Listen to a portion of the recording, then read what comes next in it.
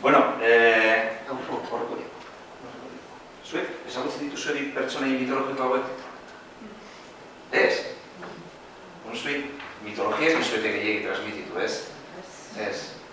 Dira, Dedalo, aita, eta semia Aikaro. Eta laberinto batetikan irtetzen ari dira, edo irten nahi duten. Preso daudelako laberinto horretan, ez da? Eta orduan bukartu genuen, gure urtarrileko jardunaldietako, 14. jardunaldietako kartelarentzat irudi bezala hartu genuen hau, iruditzen zitzaigulako jasotzen duela, hain zuzen ere, transmisioaren oso une berezia. Oso une berezia. Eta momentu horretan, aitak esaten dio semeari, bueno, jakin behar zenuen guztia, badakizu, nik zuri emateko neukan guztia emari gintizut, joan zaitez, bizi zaitez, bizitzar dago, nik zenbait aholko eman guzkizut. Bakizu ezintzuk izan ziren aholkoak, egan ez egiteko ez eguzkitiko zuhurbil eta ez itxasotiko zuhurbil, bestera gero gertatuko zitzaionak gertatu baizitzaio. Baina hori ja semearen libertatearen baitan dago. Bale? Eta nik intzidituko dut, nik intzidituko dut aspektu horretan bizkatxo bat, Bueno, hauxe da gure urtarrileko jardunaldietako programa. Pertsona ezagunen bat etorri zen, Arias Jose Luis Rebordinos, Donostiko Zinemaldiaren zuzendaria eta beste batzuk hain ezagunak ez direnak, baina oso aportazio politak egin zizkigutenak.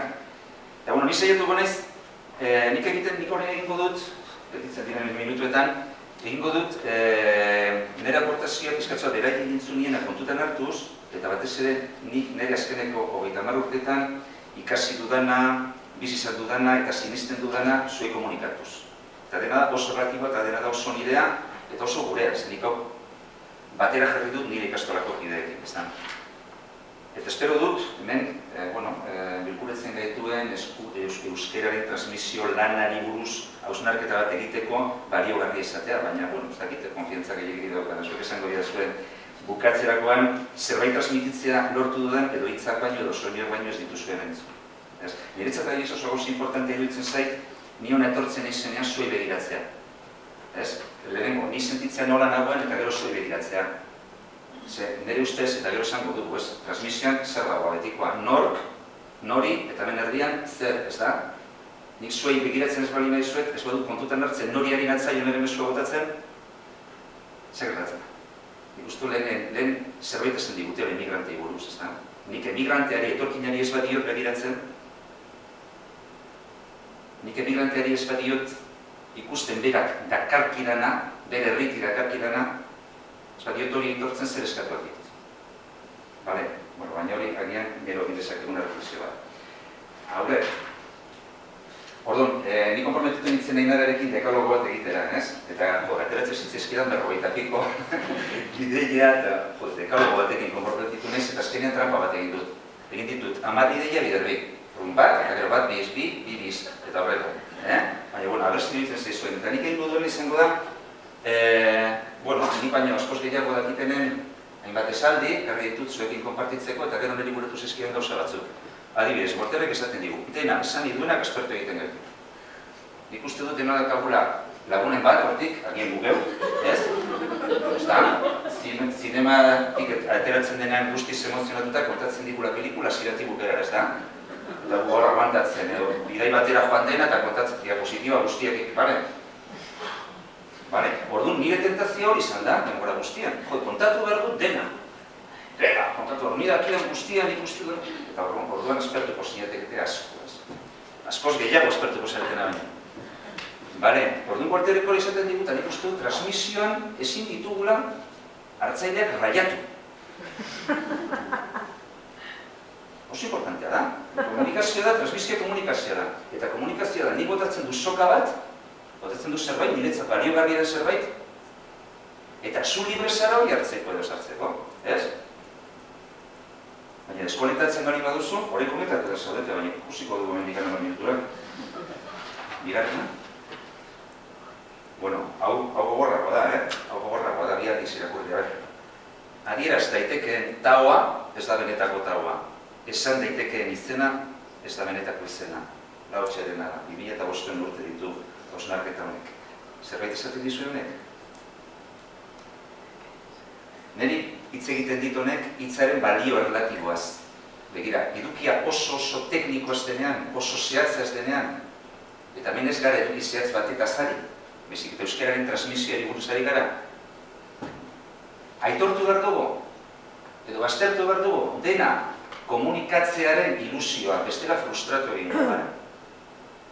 Bale, nik zerbait botatzen dut, gero, zuek zer hartuko duzuen batetak. Gianni Roderik esaten zuen, bueno, nolabait hitzak, gure kontzientzia dela laku lasai bat, eta norbaitek hitz bat botatzen duenean, hitz horrek sortzen du. Laku horretan sortzen ditu uin batzuk, ezta? Zuretzat, uin batzuk, beste batzuk, batentzat beste uinak, eta hitzak berdina dira, horrekin joango zaretetxera. Bale? Orduan nik ez dut diskurso bat egingo, nik boteko ditut hainbat arritxu. Bale? Eta harri handiena horrein datorrena da. Hau hausia. Egiten dugun lanari kokapen filosofiko bat eman behar diogu. Filosofiko hitza jarri dut parentesi artean, iaia ez nintzen ausartzen, bat garren mendean filosofia hitza aipatzen. Teknika hitza aipatu daiteke. Baina filosofia, teknikariak badaude, euskararen teknikariak asko, ez? Guraskien indikan asko zareten, euskararen filosofoak. Ikuste dut, nik defendatzen dudana, eta nik ikusten dudana, ez da pajeatzea egiten dugun lanari buruz. Bezik eta gure lanari ematen diogunean kokapen filosofiko bat, hau da, zentzu bat ematen diogunean egiten dugun lanari, lan horrek irabazten duela eraginkortasunean. Askoz eraginkorragoa da lan. Eta nik uste dut abiatu behar garela, bat kokapen filosofiko batetik. Gure transmisio lanaren aurrean, edo zin dela ere. Bigarrena, kokapen psikologiko batetik, emozional batetik. Adibidez, eskerrak tokatu zigala horrein berbaitia, goizeko beretzetan tokatu izan balitzait, kokapen psikologiko hori duen egin, hori batzutan begiratzen den atzera, zu esarpegiak zen ikusten, o jende hori itzegin behar diot. Kokapen psikologikoa, oso importante irakasle hautzat, ez? Eta hirugarrena, kokapen tekniko, teknologiko, metodologikoa. Gertatzen dena da, nire ustez, gaur egun, askoz indar gehiago, eta askoz diru gehiago sartzen da, bitarte teknikoetan, gainontzekoetan da. Eta azken finean, beste zati bat, biluzik jaiotzen garen tximinuok, bakatu. Ezinbesteko dugun elikagai kulturala garraiatzen duen lerro antropologikoan kokatzen dugu transmisioa. Lerro hori, nork, igorgea, hartzailea nori, zer. Elementu humanoak, giza elementuak daude ardatzean jarritu. Baina errezagoak direlako manejatzeko garrantzi gehiago ematen zaie gaur egun goian, behian eta alboetan dauden gainontzeko elementuak. Zeitzu dira, horretzen zarete Jacobsonen eskema. Hemen goian, kodea ez? Hemen, kanala, eta hemen egoera. Bai, inbertsio asko egiten dira horietan. Baina azken finean transmisioaren protagonistak garenok jarretzen dugu berdinak izaten. Orduan, esmadertzen ari nekia bizka bat. Eta nik hemen, nik uste dut gero, irakurri dudanaren gatik ez arratsaldean planteatuko da bi hitzauen arteko eztabaida. Gauza bat da edukare eta bestea eduzere. Ezagunak dituzuen hitz hauek? Edukarek zerikusia dauka transmisioarekin, goitik berako transmisioarekin. Nik dakit, zuk ez dakizu. Nik daukat, zuk ez daukazu. Printzipioz ez da lerro demokratiko bat. Nik erabakitzen dut zuk zer behar duzun eta orduan eman egiten dizut. Maitasun handiarekin, edo behartuta, ez dakit. Zer da eduzere? Eduzere izango litzateke askoz sokratikoagoa. Nik konfidantza dakat, zuregan, egia ez dago bakarri zugatikan kanpo, baizik eta egia dago zure baitan. Orduan, irakaslearen tokia oso bestelakoa da. Momentu honetan gaude edukare batean, ez? Ni hemen goian nago, gainera goian, goian zuek horberean, goitik bera, nigandik zuen gana. Zer izango litzateke eduzere? Eduzeren ikasle hemen dago, eta ni jartzen naiz bere atzean, eta ni jartzen naiz bere ondoan, eta ni saiatzen naiz bera bideratzen, edo berak bere bidea egiten. Uste dut, biak direla ez dira bipoloak bezik eta txampon baten biak. Nire ustez. Eta enbeste, Eskopanakatzen ari gara diak honetan, baina importante ditzen zait, ez? Orain dela urte batzuk etorri zen gure jardunaldietara Jaume Funes, Kataluniako pedagogo eta kazetari bat, ez? Eta berak erabiltzen zuen motxila edukatiboaren kontzeptua. Zer da motxila edukatiboa? Bueno, guk, dedalok ikarori bezala, ez? Guk, gure aurrari, gure aurre, euskararen kasualetan bat, bizitzaren bidaia egin dezaten guk prestatzen digu motxila. Eta motxila horretan doa, gure ustez, beharko duena. Eta gainera esaten diogu nola ere behar behar duen. Aurra, txikia denean eta udalekuetara joaten denean, guk egiten diogu motxila, ez? Eta usartzen diogu denetarik. Eta esplikatzen diogu. Baina orain, aurra, azia ala, negoziatu behar dugu pizkatza berarekin, ez? Eta ja, iritsiko da momentu bat, nun berak egingo duen bere motxila. Baina, guk igual, bera konturatuko bezatuko diogu beste zer, ez? Zertarako sartu dira zua, ez? Banekin inbarko zenuela eta, bueno, dialogo hori, ez? Baina, ezken finean, autonomiaren edo hezkuntza prozesuaren helburuak zango izateke nor bere motxila egitea. Nik ematen dizun ere eredua, baina zuke egingo duzun nahi duzun. Eta ikustu jokatu behar dugula hartzailearen libertatearekin denbora guztian. Hobera. Hirugarrenean bat zen bat gintu egiten ez. Ba, bitxi. Bueno, da provokazio bat. Pertsona hau, Pilar Tormo da Valentziako maistra bat, konbidatu genuen gure jardunaldietara, Cuadernos de Pedagogian idatzitako Transitar la vida siendo maestra Irafur artikula irakurri genuelako eta asko gustatu zitzaioelako.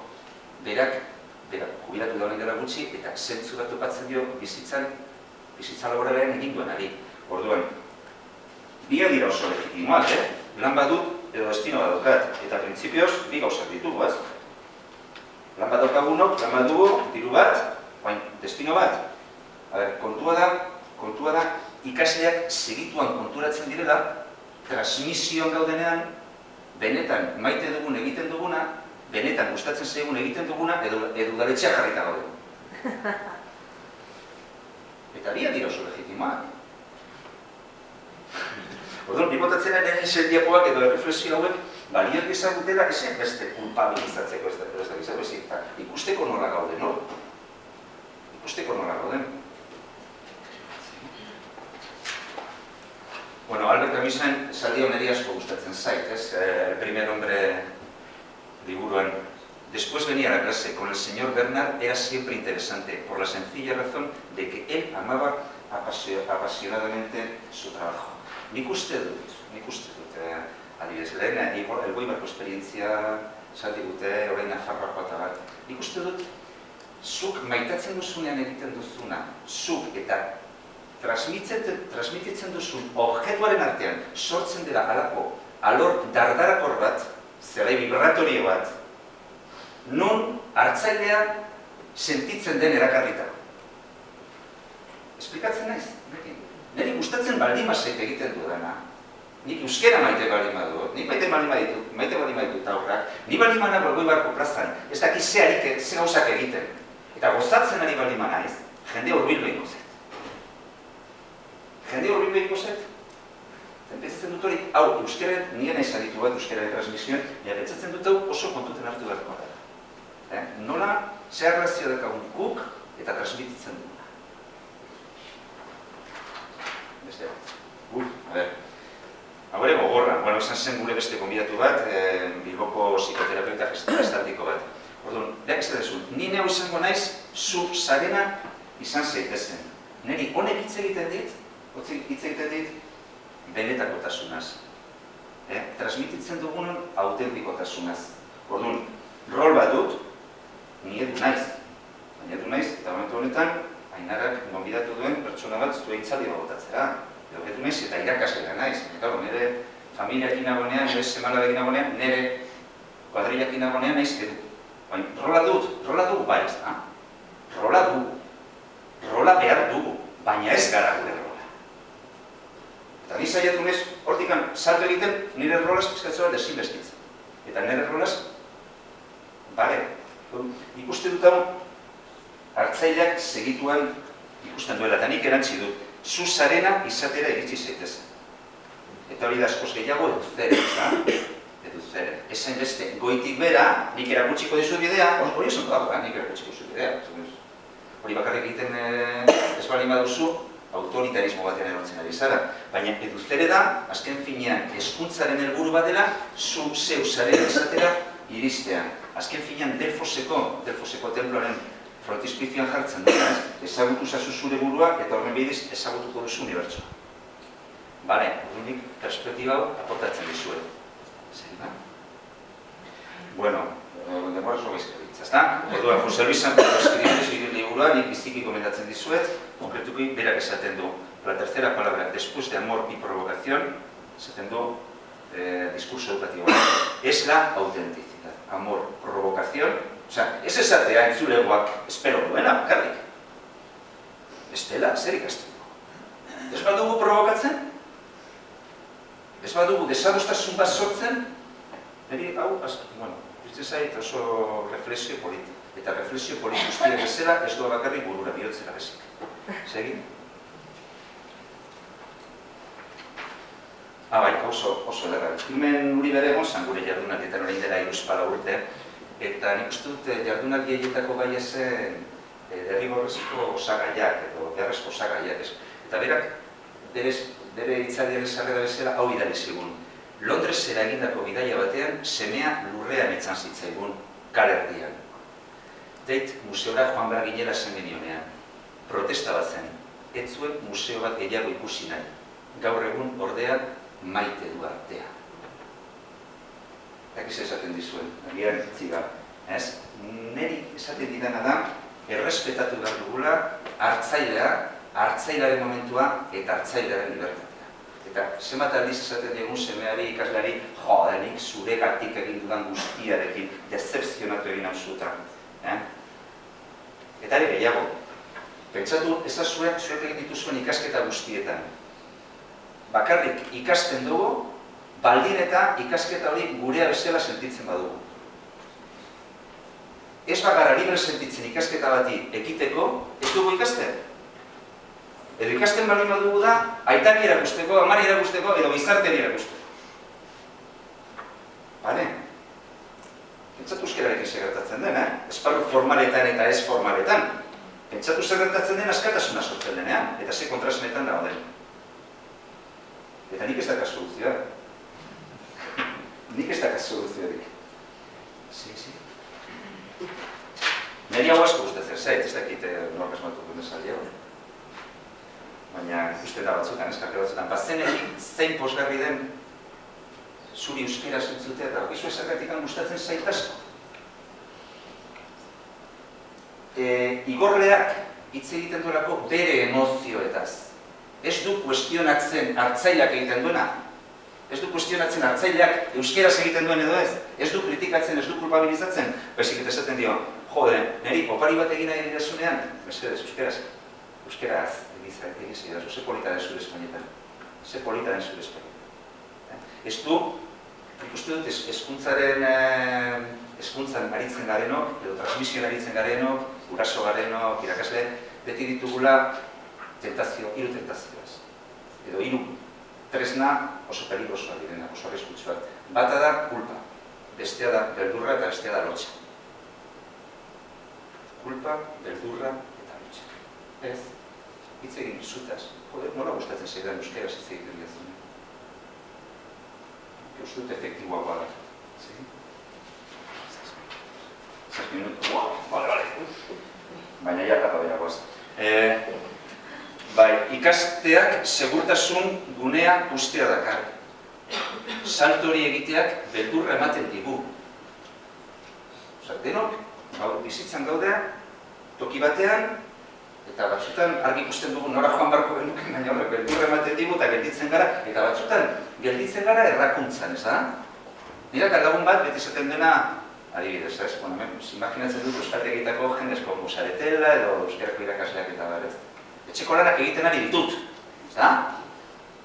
Jode, mire, egiten ari naiz. Ez, baina nork eta zer plurala horrekin bada etxeko lanak egiten ari ditut. Bale. Horrelakoak, bai, orduan, eroso sentitzen gara, batzutan, salto hori eman gabe, gauza berri bat ikasi gabe, edo gauza berri bat izan daiteke balore bat, jarrera bat, jokabide bat, ez da? Orduan, gauza berri guztiek sortzen duten nolabaiteko erresistentzia bat.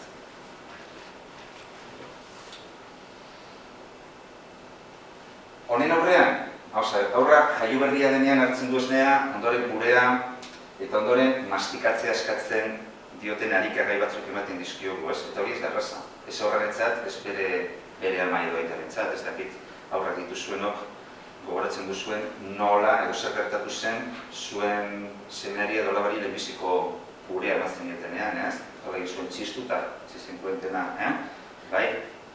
Ez da erraza, orduan horren aurrean, zer egiten dugun batzutan, etxean, eskolata da, bueno, aurraren negarra ekiditeko, guk egiten diogu bere lana, orduan hortzak erabiltzen ez diogu erakusten, ez diogu irakasten, eta gero, zailtasun edo zein zailtasunen aurrean, nola hortzak ez dituen erabili, txegertatzen da, ez da?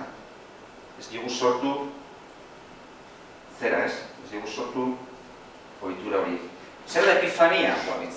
Nire asko gustatzen zait, ezagutzen duzu Daniel Denak, frantziar idazle bat, bai, bueno, oso liburu edarra da nolde eskuela. Berak 70 bat urte ditu eta kontatzen du liburu honetan nola bera, 18 urte izan arte edo, 16 urte izan arte edo, izan zela berak zen du zokete bat.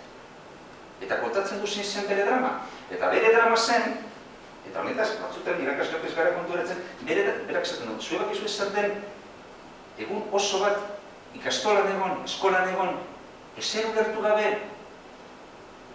eta ulertuko banu bezala. Zuebak izu ez zaten zioen hori, hori da pasote bat, ez da. Hori da pasote bat. Eta zer da epifania? Epifania da eureka hori. Ez, eureka. Zuei zaizu gertatu asko kostatzen zuen zerbaiten aurrean ez daudetela horrekin bat egiten usten duzu. Eta gero momentu batean zer du, ulertu dut. Epifania hori da. Eta horrein, horrengo diakoan ikusiko du zergatik ematen den. Bueno, ebaluazioa. Ebaluazioa ez litzateke izan beharko beste juizio bat, epaiketa bat. Gauza direla, hortik errekuperatzeko, edo egoera horretatik, edo frakaso egoera horretatik ateratzeko. Ez? Eta zer da hori bultzatzen duena, edo zin izan daiteke resilientzia faktore bat? Begira, Daniel Penakek esaten esan dizuedan liburu horretan, berak, bere bizitzan zehar, bere urtzaroan zehar, eta nerabe zaharman zehar, izan zituela 3-4 topaketa, eta topaketa magikoak. Eta nik uste zer ikusia dokala, pizka bat lehen igonek esan digun zertxo baitek. Lau momentu horietan, edo 3 edo lau momentu horietan, topatu zen bizitzan, norbaitekin, uste dut irakasleak zirela, ikusi zutenak berarengan zerbait positibo. Zerbait positibo. Daniel Penakin kasuan izan zen, konkretuki, bere sormena. Edo, idazten zuela neko ondo, naiz eta ortografia katzak izugarriak egin, ez? Eta hori ikasleak, bere ondoan zegoena ez, eta ez bere horrean, konturatu zen, eta, Daniel, zupiratzen duzu hori, zurea da, joder, inpolitari, bale? Eta orduan, esaten dute psikologoek, gaunetaz da egitenek, gauza bat mugitzen zegunean, zerbait aktibatzen zegunean, bere ondoan dauden gainontzeko gauzak ere aktibatu egiten dira. Eta tortzen dela aldaketa. Honein amak, imaginatu 80 bat urte, lehenengo kapituluan esaten du, ikusi zuen telebistan, Frantziako telebistan ateratzen, Daniel. Eta esan zion Danielen anai bati, ikusten dut telebistan ateratzen dela, baina mutila aurrera aterako da? 75 urte mutila, Zergatikan, eskolatikan, jaso zuen mezua, izan zela, zure semea, zokete bat. Norbaiten begirada positiboarekin topatu ez zena. Bale? Bueno, aurrera... Bai, testuinguruari eta kanalari garrantzia bat. Pilar Tormo, esaten zigun, ez? Pilar Tormoren bizitza profesional guztia frankismoaren garaian gertatu zen. Eta frankismoaren garaian, nolabait, badirudi, baditz objektiboak guztia zuen kontra. Hala ere, orduan zegoen hori baino askoz ilusio handiagoa eskola berriztatzeko eta askoz fede handiagoa hezkuntzaren ahalmen transformatzailean. Lomcen, rollo txarra ez? Lomcek ez du lagunduko, baina mezu negatiboak ez ditu. Bidaliko, moldatuko gara dauzkagu rekursioak. Eta hori dela, eta frankismoaren garaian, ikastola sortu ziren, eta frankismoaren garaian euskera batu zen, okeraz baldin bada. Orduan, gauden egoeran gaudela, kasu gehiegirik ez dugu egingo egoerari, eta bintzat egunero ez dugu egoeraren gai aterako gure artean, bezik eta moldatuko gara daukagunarekin. Eta berdina, medio teknologikoekin, joda oso dago. Nik komentatu nioen egin dadari. Ez dakit, PowerPoint bat eraman bodetan. Se transmititu nahi dudana da, independizatu behar garela pizkatzu bat medio teknologikoetatik. Bale? Batzutan, teknologian inbertitzen dugu, iruditzen zigu teknologiaren berrikuntza dela, pedagogiaren berrikuntza, eta azkenean gauza pilo bat egiten ditugu ezer esaldatzeko. Hacer todo para que nada cambie. Hacer todo para que nada cambie. Nire emaizu batek esaten du. Bueno, esaldi hau ere gustatu zitzaidan eskoa. Criemos niños que no tengan que recuperarse de sus infancias, bai? Ez dezagun hartzailea erabili gure arazoak konpontzeko, gure bizitza konpensatzeko. Inork ezin du inor lagundu bere iritsi den bidearen lekutik haratago, bizitzaren aspektu guztietan. Burtikan pasatu zitzaidan una maldad, euskeraren kalitatea. Eskoletan dakagun euskeraren kalitatea. Kalitate gehiago nik ezin dut eman, nik daukadana baino. Bale, baina hemen gehiago alde psikologikotik, alde emozionaletik sentitzen dut, baina irakaskuntza da laguntzezko lanbide bat, eta beharrezkoa da, etekabeko auto ikusten hori ez. Eta markatena, gu sortu ginen amorbait, transmisioa transmititu. Nik uste dut azkenean transmisioa ondo eginda, hartzailea bihurtzen bali bada igorle. Eta hartzaileak sentitzen bali badu, bera ere igorle eta transmisore izatearen ilusioa eta erantzukizuna, ez? Nik honi eta transmisioaren alde komunitarioari nik ematen diot garrantzia eta gure jardunak didatikan pasatu direnek ere bai, ez? Importantea da, euskerako klaseetan, euskaltegietan eta egoera komunikatiboak sortu, egoera komunikatiboak, komillak, artifizialak sortu, baina importanteagoa da, agian, euskaltegia eskolata bat, gizartearekin eta bizitzarekin harremanetan jartzea, ze bizitza da globala dena. Sortu ditzakegu esperimentu batzuk, ez da? Eta, jazta, bakarrik bideotxo bat, niri partitu zieten bideo hau. Eta, zuentzat, haber gustatzen zaizuen.